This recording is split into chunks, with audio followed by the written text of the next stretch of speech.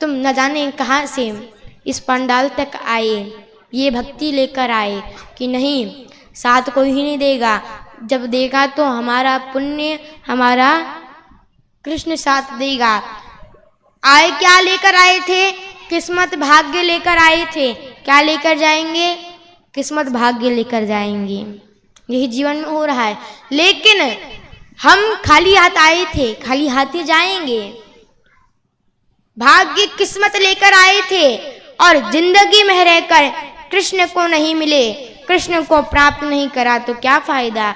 जीवन में जीवन मिला है, कृष्ण आए थे भाग्य लेकर, आए थे खाली हाथ, बस भाग्य किस्मत लेकर आए थे। जाओगे तो मेरे कृष्ण को साथ में लेकर जाना, बस यही जिंदगी है।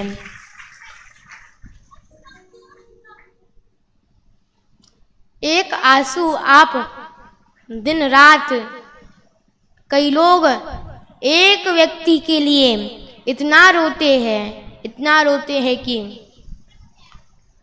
उनको बीमारियां हो जाती है। भगवान की बात आए रोने की, भगवान के अश्रुपात करने की बात आए तो फिर हंसी आती है। भगवान के दरबार में एकांत में जाना, जो आप यहाँ पे विराजमान हो, हम ये नहीं कहते कि आप रिश्तेदारी मत निभाओ, आप रिश्तेदारी भी निभाओ, लेकिन एक बार आप अपने सभी को छोड़कर, ये संसार के दो रस्सियों को छोड़कर मेरे दरबार में, मेरे कृष्ण के दरबार में जाकर बैठ जाना। जब मंदिर में कोई ना हो उस समय जाकर बैठना। एक आंसू यदि कृष्ण के लिए तुमने निकाल दिए ऊपर से मंच से, ये गारंटी है जीवन में तुम्हारे दुख का प्रवेश हो ही नहीं सकता। यदि तुमने जीवन में एक बार भगवान कृष्ण के लिए अश्रुपात कर लिया, तो एक बार अश्रुपात कर लिया, उसके पास जाओ। हम जिसने जीवन दिया नहीं उसके लिए रोते हैं, और जिसने जीवन दिया उसके पास जाके हम भक्ति में रोएंगे नहीं। जीवन मिला है भक्ति के लिए मिला है। जितने भी भक्त मिले होंगे उस संसार के लिए रोए नहीं, रोए तो मेरे द्वारिकाधीश के लिए ही रोए। हम ये नहीं कहते आप संसार में मत रहो, ये तो भी कहते गृहस्थ सबसे बड़ा आश्रम है, इसमें आप रहिए, लेकिन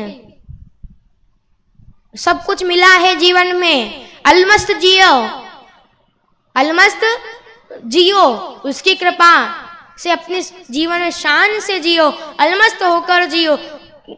चिंता जब तक हम कृष्ण के नहीं थे तब तक चिंता हमारे ऊपर थी। देखिए एक हीरा होता है, अब हीरा जब तक हमारे पास है तब तक चिंता हमारी होगी कि हम कोई लेकर ना चला जाए। और वो चिंता, वो मतलब मणि, वो हीरा हमने अपने मित्र को दे दिया, जा भाई आज से तेरा, वो मणि आज से तेरी, तो हमारी चिंता होगी क्या? हमें चिंता होगी नहीं। उसी प्रकार ये भगवान है, ये संसार की चिंता है अपने, हम क्या है? एक हीरा है, ये जीवन एक हीरा है। ये हीरे को एक बार मेरे द्वारिकाधीश को समर्पण कर लो, फिर जीवन में चिंता उसकी होगी, हमारी नहीं होगी। जीवन में परेशानी हमारी होगी, जीवन में संकट हमारे ऊपर आएगा, परेशानी इसको होगी। जीवन में संकट हमारे ऊपर आएगा, परेशानी मेरे कृष्ण को होगी, मैं परेशानी कृष्ण को होगी। ये तन मिला है किस लिए मिला? हाथ पैर मिले, आँख मिली, मुंह मिली भगवान का स्मरण करने के लिए। जो जिह्वा भगवान का नाम नहीं लेती वो गूंगे के समान, वो मेंढक के जिह्वा के समान है। मेरा कृष्ण कैसा है? यदि कृष्ण की भक्ति में यदि कोई गूंगा भी बोलने लग जाता है, मूकम करोति वाचालम पंगुम लंघयते गिरिम, लंगड़ा पहाड़ चल जाता है। जो मूका होता है, गूंगा होता है, वो मधुरवाणी बोलने लग जाता है। मूकम करोति वाचालम, ये प्रभु की भक्ति। सप्तम दिवस की कथा में हम यहाँ पर जितने भी मैयाएं विराजमान हुई, ये क्यों? ये आपकी भक्ति। ये जो लोग इधर बैठे, इन्हें क्या पता था कि हम ये जगह पर आएंगे और कथा श्रवण करने मिलेगी? नहीं, ये जीवन कथा सुनने के लिए मिला है। कई माताएं, कई लोग हमने देखा कथाओं में, एक कथा हुई थी तो उसमें एक मैया आई। कितने दिन से आ रही थी? 6 दिन से मैया आ रही थी। 7वें दिन मैया नहीं आई। 7वें दिन मैया नहीं आई। तो रास्ते में मिल गई तो हमने उनसे पूछा, क्यों मैया तुम 6 दिन तक आई, 7वें दिन क्यों नहीं आई? तो कहा, हमारे घर पे एक बछड़ा था, 6 दिन से बहुत चिल्ला रहा था, 7वें दिन मर गया।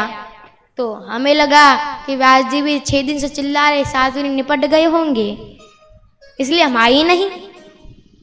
ऐसी माताएं होती है। जीवन मिला है कथा में आने के लिए, ये तन मिला है, ये सब कुछ मिला है भगवान के पास आने के लिए।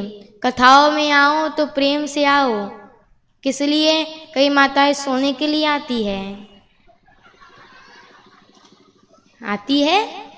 कई दिन तक सोएगी मैया। कथा में आती है, फिर 2-3 मिनट तक मंगलाचरण चढ़ेगा, कीर्तन हो गया, सोई, पीछे से म्यूजिक बैकग्राउंड चल रहा है, और जो नींद आई ऐसा लगता है कि 6 दिन तक उठे ही ना वहां से वो।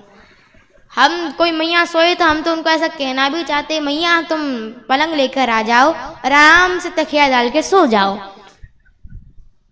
इससे मतलब क्या होता है? जो संसार में सुख नहीं मिला वो पंडाल में आके सुख मिलता है। संसार में सोने का सुख नहीं मिला तो पंडाल में सोने का सुख मिलता है।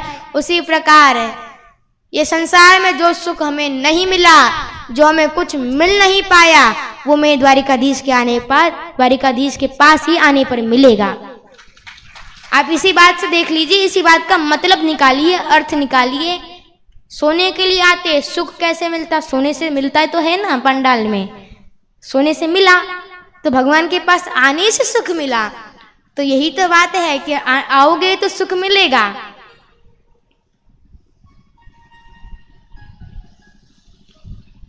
हम ये नहीं कहते आप श्रृंगार ना करो, हम तो ये कहेंगे हमारी मैयाओं तुम तो 10,000 की चमचमाती साड़ी लो, लिपस्टिक लगाओ, खूब सजो।